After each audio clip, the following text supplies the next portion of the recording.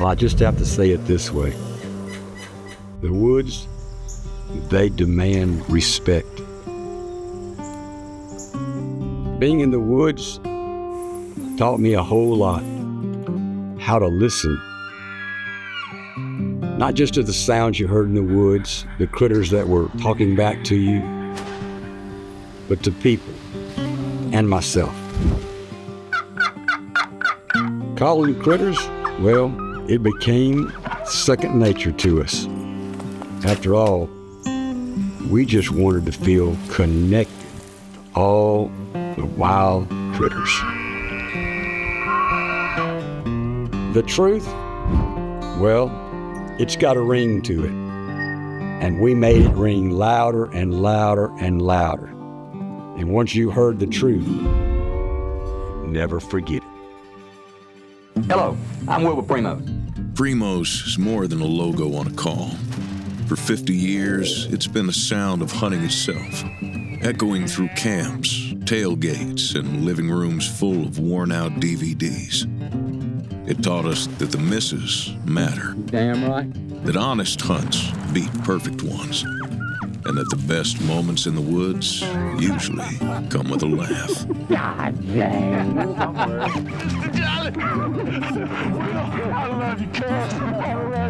Because behind every call was a rowdy crew of friends who hunted hard, joked harder, and let the camera roll on all of it. That was close. But Primos didn't start as a brand. It started with a boy who couldn't shake a sound he heard in the marsh. A kid who believed he could talk back to the wild. To understand Primos, it starts with a kid named Wilbur. Hunting, it was an escape for me. Just learned early on I wanted to hunt and fish, and I just loved it. Will had that passion for hunting.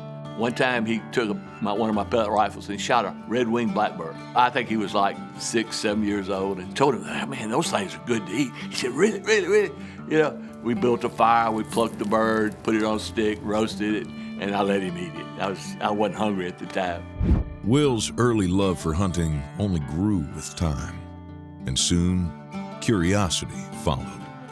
After a hunt in the green timber with his Uncle Gus, Will listened as a duck call pulled birds in close. He started to understand how sound, timing, and patience could change everything. I asked him if I could borrow his call. My daddy had a wood lathe, and Daddy helped me try to make it. So I tried to make the insert, which is called the stopper or insert, which holds the reed in the cork. I made the reed from it's a plastic milk carton, and it sounded like a deer grunt. It didn't sound like a duck. But I tried, and maybe that stayed with me. But nothing really started gelling until I started really getting into turkey hunting. One of my friends, who was Gus's friend, much older than me, Buck Dearman, didn't like the mouth calls he could buy. He said, Will, you need to make me a mouth call. And I said, Buck, I don't know how to make a mouth call. And I was probably, 20, something. He said, well, give it a shot. And he said, take this call apart and see if you can make it. So I got some tin beer cans and some snips and one thing or another, and I built a call. Used condoms, but they called them rubbers back then. They call condoms today, to make the reeds. And he fell in love with it. Next thing I knew, my friends wanted them, and I was charging $20 a piece. And it was fun, and I was doing something. And he's one of those people that I call an encourager. Once I started making the calls, he kept encouraging me, you can do this. You can really do this. You could build a company. He had metastatic colon cancer, and he was dying. So I went over to his house, and hospice is there, he's in the bed, and I'm in tears. And I walk up, he says, Will, when they lay me in my grave, I want you to fly up with a turkey cackle. And I said, Buck, I can't do it. I will not be able to do it, but just know I will be there. I mean, that was my only answer, and I couldn't do it. I was distraught when he passed away. What a guy. After that push from Buck, Will Primos went all in. He launched Primos Yelpers. calls didn't sit long as word spread fast through the hunting camps. Orders started stacking up. He'd come home from work and he would make these calls. That was when he was totally by himself. He'd put them in a little Ziploc bag, staple a card on it, and he'd take them to the local sporting goods stores and sell them out of a fishbowl. It wasn't very long that I realized I had to have help. If I was going to do this, I couldn't make enough calls because I had another job and I was working all the time, and I ended up hiring some guys and training them. And then I converted my garage to a manufacturing deal. I had about 12 people working in there before I moved out of the house. The world kind of belongs to the people that were just brave enough to go do stuff, not just have an idea. They were brave enough and bold enough to just go do it. And I think back to the days when he went out into the world trying to carve his way with, mouth calls for turkeys. That took some bold doing. I'd gone to the bank and I'd taken out a second mortgage on my house, and I had $60,000 in debt. And I can remember being in the shower crying, what in the world have I done? I can't keep up with my job working for my family, which was day and night. I had to just say, Lord, if I'm supposed to keep trying, let me keep trying. So those moments are hard. My wife, Mary, said, I'm going to support you. I know you're not going to draw a salary. So for 10 years, I didn't draw a salary. And I just went to work. Will had seen this kind of pressure before. He grew up around his parents' restaurants. He studied business. And he knew growth had to be built, not rushed. But the next level didn't come from expanding the product line or selling more calls. It came when Will realized he had to teach hunters how to use them. I do this a whole lot, especially when I hear the turkey leave the roost and I hear his wings. And I mean, it's loud and it's very wild sounding, but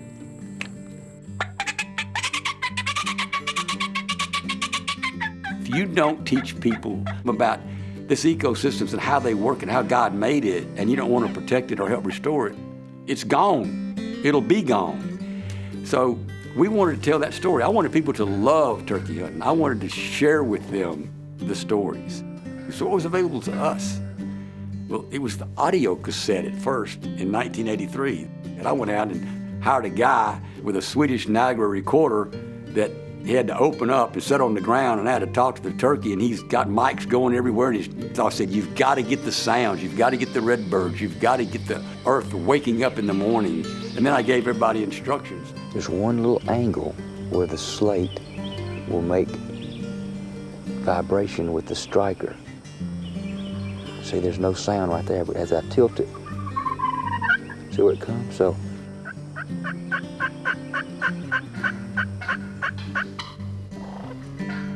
you know, at the end you could hear the drumming, you know, could catch that ambiance of having been right there. And, you know, today that would be nothing. But at the time, it was pretty groundbreaking. His thing was just, he was showing he was so obsessed with the sounds of the woods. There's so many people back then that when the turkeys were just going crazy in the country, everybody was trying to figure it out and learn to hunt. People would go, don't tell anybody else to turkey hunt. We need to keep it to ourselves. I said, you lost your mind. We need to share this. And lo and behold, then came the daggum VHS camera. You could go to Walmart and you could buy, for $1,500, you could buy a video camera. So we used that medium to tell the story. hello, I'm Will with Primos. This past spring, we took video gear into the woods nearly every day, both before, during, and after the season. Coming up, we have many exciting hunts to show you. But before we do, I'd like to introduce to you a good friend, great hunter, and a wonderful cameraman. This is Ronnie Cuz Strickland. Get this call from Will one day. He said, you think you could film a turkey hunt with a big professional camera? I said, I have no idea. And he literally showed up with a TV camera that he bought from the TV station here, WLBT, and I figured out how to use it. Everything after that's kind of a blur. I actually went to work for him, and we filmed what ended up being a cult movie. We were at the end of the year, we had 12 successful hunts, talking about, we got to edit this thing. We got to hire an edit studio. You know, because he says, what are we going to call this thing? I said, I don't know what y'all think, because I can tell you this, it's the truth. And I said, that's it, it'll be called The Truth. Because I told him you cannot re-record anything, you have to only get what you get, because we're not gonna tell the story as it happened. We're not gonna fake anything, because I don't think we're capable of faking it. We showed the misses. That's why we called it The Truth. We showed it just like it was. The misses, which I rarely missed. I can't remember every time I missed. Missed him. Dang. But anyway, the misses were much more memorable than some of the kills that we did. We put that video together, and I couldn't believe the reaction. You look back, it just had to be divine intervention. The Truth One was revolutionary because hunters recognized themselves in it and were drawn to its groundbreaking, authentic, it ain't Hollywood filming style. Just real hunts and lessons that mattered, misses and all. People shared it, they replayed it, and they asked for more. I love it. Dang, I just shot. He has always had a insane appetite for quality, perfection, not just in the calls and the products, but then in the media. You know, he was a pioneer way up front in producing the videos. You know, along with Cuz in those days, it was so special and so groundbreaking for us. People just loved it. It just took off, and what a vision Will had to teach people things through the video camera to promote his product and teach them how to have a good experience. That was his focus, 100%. I mean, he was way ahead of his time on that, I think. What started as a single production suddenly felt bigger than that. And for the first time, it was clear this wasn't just a story to tell once. We got to the next year, and we had even more footage. And everybody said, what are we gonna call this thing? I said, have y'all lost your mind? It's The Truth, too. The Truth was out there now. And once it was out, it kept moving. One tape turned into another, and then another. Product sales started moving just as fast. Suddenly, the calls people bought had to live up to what they were hearing on camera every single time. That responsibility fell to Will's cousin, Jimmy. This is Jimmy Primos, who manages Primos Wild Game Calls and is directly in charge of all the production and quality control. Jimmy Primos grew up alongside Will. Same woods, same values. On camera, Jimmy was the spark, the laughter, the humor that always kept it fun. But behind the scenes, his military and business background brought discipline and structure that helped Primos grow. He wasn't just comic relief. He was a pillar of what made it all work. We had a passion in those days, and the passion was to build that little company into something. I remember one year we got ourselves up to $50,000. We spent $30,000 on advertising. It was pretty neat to watch the growth. Well, before we start talking about our Texas hunts, let's talk about our new heritage line of turkey calls. You know, Will and I came from the restaurant family business, and it's all about taking care of your customers. That's what it was. You take care of your customers, you worry about everything else later. Since we were such hardcore hunters, we made products for ourselves. And along the way, they learned what they named the calls really mattered and became part of the experience. Jimmy always said, if a product name made someone smile, it stayed with them. This is the Jackpot, cool name. This is the Buck Roar. This was one of the original winches. This became a very famous call. The Hoochie Mama was such a huge success. Brought a lot of smiles to a lot of people's faces. These calls are just our heart and soul. It didn't matter if Will had an order for 1 million grunt calls, or duck calls, or turkey calls. If that call wasn't right, he'd hold it back a year. And we'd go through the whole process of testing it, doing it, and making it right. That's just how he was, because he was not selling somebody something that wasn't perfect. Even early on, they knew they were building something special with the calls they were making. But growth demanded precision and a way to scale. The person who helped make that possible was Anthony Foster. Anthony was the key to the whole operation. Without Anthony, none of it worked. We could depend on Anthony to produce the calls that we were selling. He's a cabinet maker by trade, his daddy was. He's a wizard with wood. He's a master craftsman. Smart man, good man. And he fit right in with us. They listened to a box I had built, and then I think it was 2 days later, I got a phone call, and they said, we want to come down and meet you. It was fate how everything just kind of come together and ended up meeting with Will and teaming up and actually getting into business. We just really connected. There was a lot of invention room to be made, and I had learned at a very young age that there's certain tones that you get that echo in the woods a certain way. That's really where it started at. I made a vow not to be emotional, and here we go.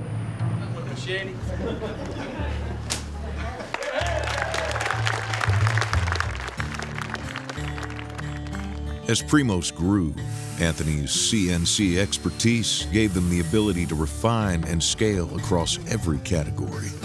Turkey calls, deer calls, elk, and beyond. Will already knew that video and showing how these products worked in the woods was how hunters connected with the brand. Naturally, the truth about turkey hunting expanded into more species, more stories, and a video production team that continued to push the operation forward. I had two things I wanted to do in life as a kid. One, fly fighter jets or hunt for a living. And so, man, I may figure this deal out on the hunting side. You're so pretty, the sun. I went on and got my two right away. That is a limb hanger, if there's ever been one right there. I was working at a bow shop in Madison County, Mississippi, and one of my first jobs out of high school, and I was like, man, I got a job working at a bow shop. You know, like, I'm getting paid for this. Anyway, they were doing some kind of promotion, and they had asked Will to come. I met him there, and we talked, and we kind of hit it off, and so he started bringing his bows up there for me to work on. Well, ever since that day, me and him, we've been best friends, really. That means you get 2 kicks. Let me see the camera. No, stay away from me. Here, buddy. From there, actually, Will tried to hire me in 1990 to be a shop foreman. But I told him, no, I want to be in the video department. He said, okay, I respect that. You know, I knew Primos was becoming a national name, and then they're doing stuff all over the country, and I just knew that's where I'd hope to be one day. Took about 7 years later, he came to me and said, I think we've grown enough and the department needs another person to help on the video side of things. When Brad Ferris joined Primos full-time, he already understood the responsibility of the work. He helped shape how the hunts were filmed and told, becoming a key part of the video team. And over time, he became one of the trusted faces of the series, both behind the camera and in front of it. I could feel my heart and my temples going boom, boom, boom, boom, boom, boom. I mean, we were moving. I mean, we do 4 to 5 elk hunts every September through the 1st of October. So for years, I was gone 9, 10 months a year on the road. It was just nonstop. The ups and downs of videography, what it takes. I mean, like we're sitting right here, we got 1, 2, 3, 4, 5, 6, 7 of us in here to shoot this one shoot. You ain't got 7 people out there, you got 1. The truth kept moving, with cameras in the woods and crews on the road, through early mornings, long days, missed shots, and the ones that finally came together. Always there when something real unfolded, working to capture moments few ever get to see.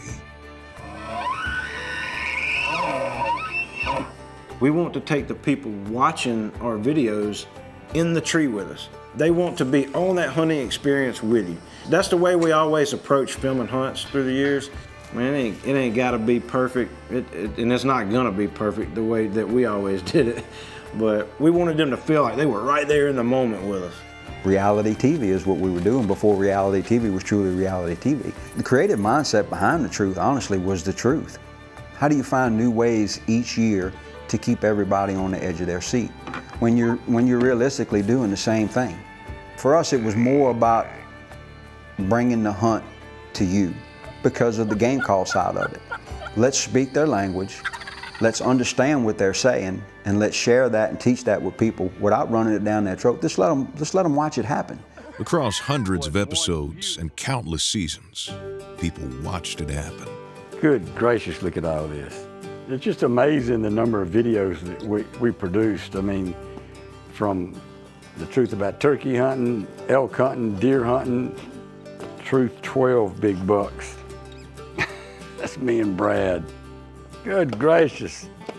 The truth had its own driving force because it is the truth. So every person that became involved wanted to keep up that standard. I didn't know we were doing that, but that's what was done. When you've done something in such a pioneering manner and then stayed true to it for so long, you just have an edge over everybody else. For him and his success, there was just that consistency of purpose, I think you would call it. It all started with that truth tape, and there was a reason for it. This kid came up to me in the line, we're signing hats and all that stuff. He shakes my hand like a grown man. He said, I love them hunting stories, I ain't got any. And I had to go sit down for a minute. And he goes, I know you. He says, I didn't have a daddy. I had nobody, and I wanted to hunt. And you taught me. I went, you have just encouraged me. The emotion swells because you've touched these people. You didn't do it thinking you were going to do that. You were just trying to share what you loved and maybe sell a product and maybe make it work for you and your employees.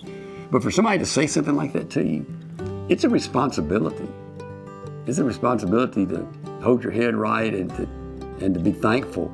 And I call it encouragement. It's one more piece of encouragement. The hunts were real. The moments were real. And for the Primos team, the fun never stopped. We love picking on each other. That's what hunting buddies do. You know, if you get an opportunity to pick on that guy, you do it. Why don't you shut up? Oh, yeah. Oh, yeah. I got it. Ow! I think they fix to throw him in the cement pond. Don't do that, Dwayne. I'm trying to help you. Get out. The teasing that we did, it just brought us closer. It was a fun time.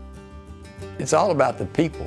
Primos is built by a bunch of really, really great people. Help people find their voice. Help them find it. And a lot of times they will surprise you and teach you.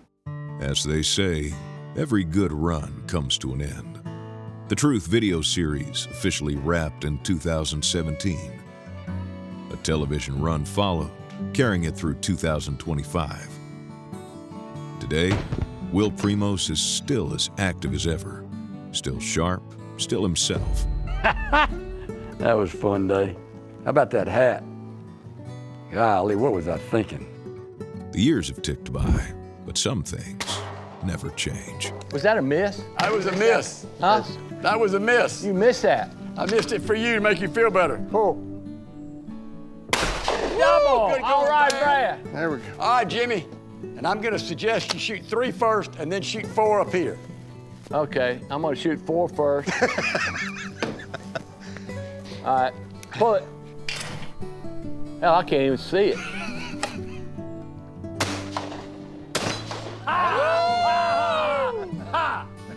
Appreciate you letting me charge on your tab at the clubhouse. No, would you stop? Would you stop? The smile and laughter are still there. The friendships are too. That's the mark Will Primos left on everyone around him. This is a great day, Paige. Of all me and him got to do, the most important thing to me about Will is just his friendship. It's real, it's genuine. I mean, I say friendship, he's family. That's the most special thing about Will Primos. There's a side of Will that I know probably better than anybody. He's a very driven person. His mind is always thinking, always thinking. I don't know how he does it. But Will has got the biggest heart, I think, of anybody I've ever known. His respect for other people. I appreciate being with you. His respect for conservation. His respect for God. That all was part of our DNA at Primos Hunting. I love you, Jimbo. I had deals offered to me to sell my company long before Will made me an offer to partner with him and come on board, and there's not a day I will regret that. You can't take money with you, but you can take the memories and the thousands of things that we've been through over the years, and such a great mentor, such a great friend. And I really thank him for taking the dedication and time to be who he is as a person, and still to this day being that same person. His care for people and the people that worked for him came from his heart. Yeah, he had a business to run and he had a business he wanted to see it succeed, but he knew that he couldn't do it by himself. And when he put all the right people in all the right places and put trust in those people, he gave those people that rope they needed to also succeed for themselves. And never knew it would turn out to what it turned out to be. But always says it's not about me. Yeah, it's got my name on it, but you peel that back and it's the people of Primos. That's who made us who we are. He's a good man. He really is. He's my friend. He had faith in me. The least I can do is have some faith in myself. And if you want to know where somebody's heart is, he puts so much effort. All right, what's going to be the next thing I can do to raise money for conservation, making money for the turkeys, making money for the ducks, whatever it is. I think that legacy's pretty solid. I get a little emotional thinking back on Wilbur. He gave an old South Alabama boy a chance to do something that he really wanted to do, you know, a dream. He's such an awesome dude. He just has such a resolve and a will, literally, will to succeed. He really doesn't know how to fail. He really doesn't. To make a living at something you love so much, there's no way he could have produced all the just mountains of creative design and thinking and all through these years without that almost childlike enthusiasm for what you love. I absolutely love this. This is what I love. Regardless of the journeys in life, you return back to like, this thing's a miracle, and I'm so grateful that the life I got to live. And you can see that today in Wilbur, probably stronger than ever. He'll be my brother always. We did it. I'm Will Primos from Primos Wild Game Calls. 50 years ago, Will Primos listened to the woods and answered back. What began as a simple curiosity grew into something far bigger than it ever set out to be.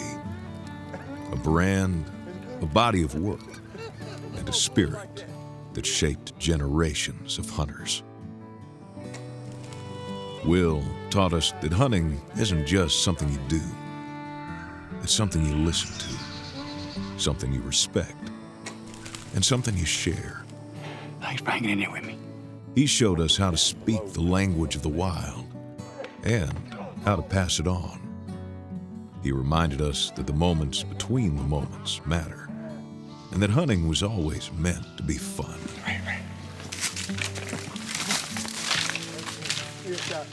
Come along, baby.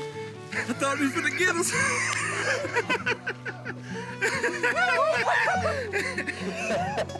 That the laughter, the misses, God dang, and the stories you carry home are just as important as the critters you tag. His influence is still felt today in the people, in the products, and in the work being done every day. It also carries a responsibility to care for the places we hunt, to respect the resource, and to leave it better than we found it. Now it's up to all of us to carry that legacy forward, to keep it honest, to keep it real, to keep building, to keep improving, and to welcome the next generation the same way we were welcomed ourselves, with patience, with respect, and with purpose. This isn't a goodbye. It's a thank you, and it's a challenge. Because of Will Primos, hunting found its voice. And because of those carrying it forward, it will echo for generations.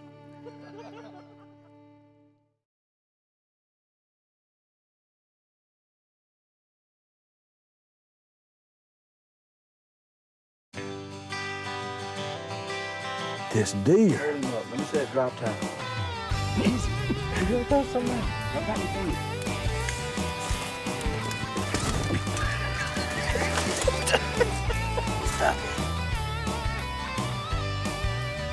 There's something in your ear. I got one shell left, Will. Leave me alone, I'll kill you. I'll kill you, man. Ain't nothing for me to kill a man. You got this little, there he is. Oh my gosh, look at this guy. What's a wedgie? I don't have any idea. What's a wedgie? It's when your underwear stuck up your crack.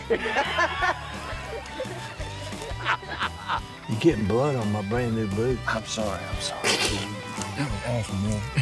I would say that missing that turkey is all about you getting old, but I saw you do that when you were young, too, so I don't know what to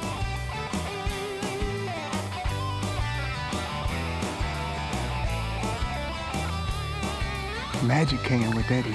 Look.